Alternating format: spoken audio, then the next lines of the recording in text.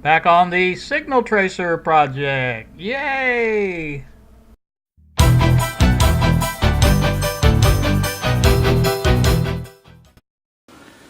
Alright, well, I'm back with you once again.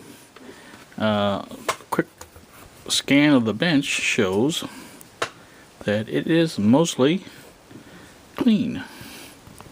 And this is the way I like to start things. At least starting out this way. It never ends up all this way, obviously. But so what I'm going to do is, here's my pack of parts. And I'm going to take and I have everything in there except for what I don't have. I don't know if I have a diode in there or not, but they're laying right over there in case I don't. You don't see it offhand. But like I say, they're right over there. I can add that if I need to. But I think what I'm going to do is print out my my layout. You can see that one film cap is pretty big. That's why I changed that layout around a little bit. And I'm hoping that'll even accommodate that. It looks like it would, but I don't know for sure. So let me get my thing printed out and warm up my soldering iron, get my sponge wet, all that good stuff, and then we'll come back. Alright, back with you once again. It is 1:17 in the afternoon. I have my layout here, and I have been going over the board, and I think you can see that I'm basically going through and marking the connection points.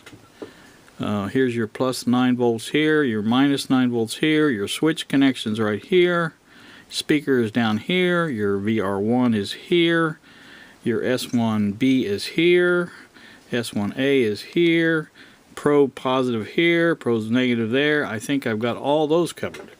Now, as you can see, I have the socket for the chip in there. I haven't obviously soldered it in yet, but it is there. And probably next thing I'll do is solder that in. I like to have one good component on there. I think what I'm going to try to do is maybe go from this corner and go around a little bit. Here's the one I don't have, obviously, is this, what do you guys see up here? This one here I don't have, C6, so I've got to wait until that comes in before I can get that done. But I think I have most of the rest of it except for Q1. That's another one I don't have. And I think I've got the rest of it, so I'm just going to kind of, work around that because, I can put that in any time. It's not like something I have to have. I may just do this from side to side, go from here and go down here, then go up here. I've already got that in, and put my resistors in, kind of come around like I don't want to do this any certain way. I just wanted to basically lay that out with the marks on it so you could see, or I could see at a glance where things went, and that way I'd know if I was missing something. So that's where we're starting out at. Let me get back to it and I'll bring you back. Alright, back with you once more. I have the socket in. We'll show you what that looks like. Now this particular socket is uses the chip as a heatsink in these middle pins. So Bob suggested putting some solder here as a heatsink, and that's what I have done. So that is, should provide some sort of heatsink for that chip.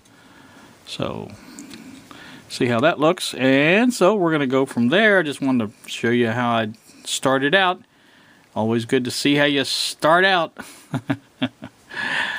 I think what I'm going to do is try to put these components in, like if I do this C9 next, just put that in where it goes between here and here, or it doesn't really have to do that. I can just, it's going to stand up, so I can put it straight up and down. It's no big deal as long as it's hooked in one of these, where it goes, and that's really all I have to worry about on that. So I may do that. Now obviously the minus goes here on the minus rail, so that's what I'll do next. And like I say, I may do 2 or 3 of these components and then bring you back, because this after each one is a little bit hectic, and so let's try that. And you know, as long as you see how I do it, and you know, it's not important to watch each step like that. You see how they're going to be on the thing, and you'll just see them on the board's the only difference. So, bring you back later. All right, we are back once again. It is 2:37 in the afternoon. As you can see, I'm off to a very good start. I have R7 here, R6, R8 here. It's hard to see that, it's down in there. I had to move that up just a hair because on the diagram shows it down there, a row between that, but that is actually, that film capacitor is just bigger than life. Now the ones coming for C6, it's going to go in here. I think it will fit in there no problem. This is all pretty much wired underneath except some spots. You see here's my ground bus coming over here. I don't have anything in here yet because that's going to join with this part here, and there's going to be an opening there. I'm trying to leave the openings as I can, but so this is this comes out, if you can see that, it comes, these are the two resistors here, and right in the middle of them is this wire here, come over here, goes over one and comes down. That's the join of the wires, and this is the capacitor itself. That is C5 right there. So like I said, this part over here is pretty much done. I've got this coming out. This is my speaker. Going to be between here and here is my speaker. That's why I don't have anything soldered there. I've got to get my ground bus finished around here. I'm collecting leads off my components as I go, and I'm putting these in here. And so, you know, that will all join together eventually. I'm trying not to put too many solder joints in, just like this one. I had put this solder joint in, but it worked out really good because I cut this lead off just a hair short, and then it was, you know, still above the solder, and I just took my screwdriver and pushed down on it as I heated the solder, and it joined it right together. So that was great. So working out pretty good. I'm happy with it. I'm enjoying doing this. I don't know why, but I just enjoy doing stuff like this, and it's just a enjoyable experience for me. So, you know, there's what's going on now so far. I think I've got one more electrolytic to go in. I can't put it in yet. I could if I wanted, I guess. I'm trying to stop wherever I'm you know, missing components, and that's this one here, C6. And I can't go any further this way because I don't have the the transistor, as you can see here. So this has got to go in here, and this is all right up in here. I don't have either one of the, oh, I have one of them, but I don't have this capacitor. That's a high voltage capacitor, so it can't go in there either. I guess I could run a line down from VR1, I may do that, to ground. And that's something I could put in. And I could actually put in C3 and all this stuff actually, and just leave space for, you know, the stuff. You know, I may do that. I don't know.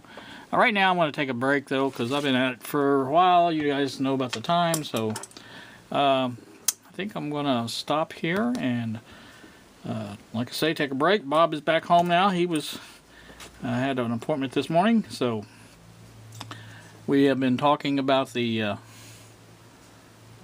signal tracer project.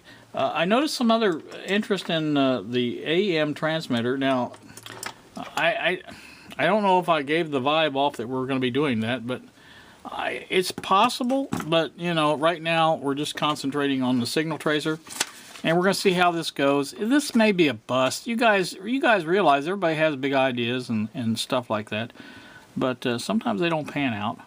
And it's just something that we're kind of working on now, and you know, I think it would be kind of a neat thing to offer to people.